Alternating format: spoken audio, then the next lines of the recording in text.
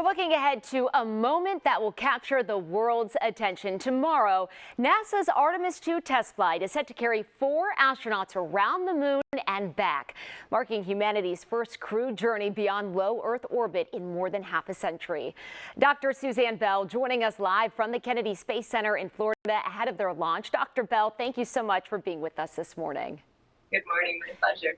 And you are an investigator for Artemis Research for Crew Health and Readiness. We'll get to your role in just a few moments, but in the meantime, we know this launch scheduled for tomorrow evening at 6:24 us and of course the rest of the country. We're hoping we don't have any weather delays. What are the goals of this 10-day test flight and what are we expecting to learn? This 10-day test flight is extremely important because what we're trying to do is create a sustained presence on the moon.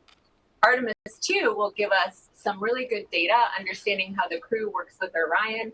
They're going to test the systems, such as making sure that they are ready to support human life in low Earth orbit, and then they'll go onto the trajectory to the moon and be the first astronauts into deep space and the Apollo era. We're really excited for this mission and to learn from it so we can create that sustained presence on the moon in future missions.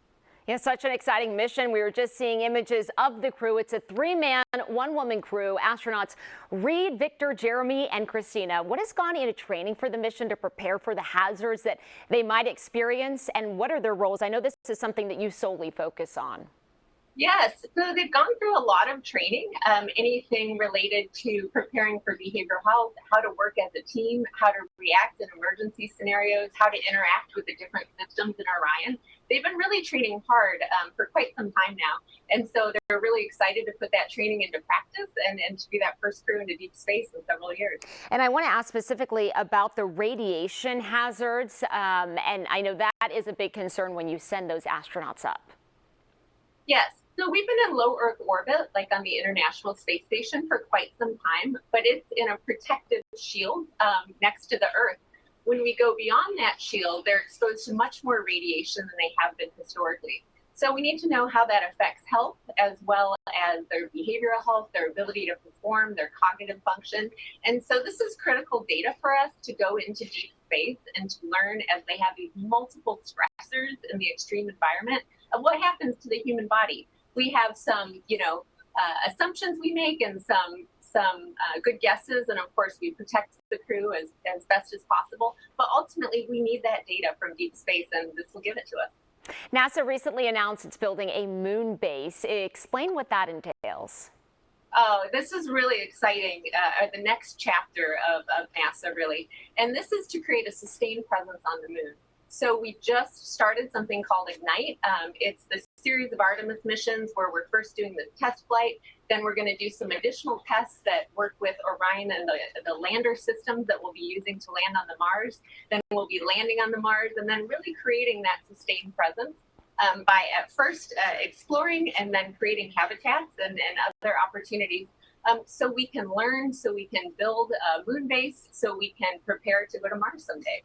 A moon base and eventually Mars, something very exciting for the future. I want to go back in time, back to 1968. Apollo 8 was the first crewed spacecraft to leave Earth's orbit, reach the moon, and return safely. And they captured this iconic image. We all remember it. Here it is. You can see it on your screen. Earth rising in the distance. We all know today. Can you give us an idea of exactly what the Artemis II crew is going to see on their quick journey?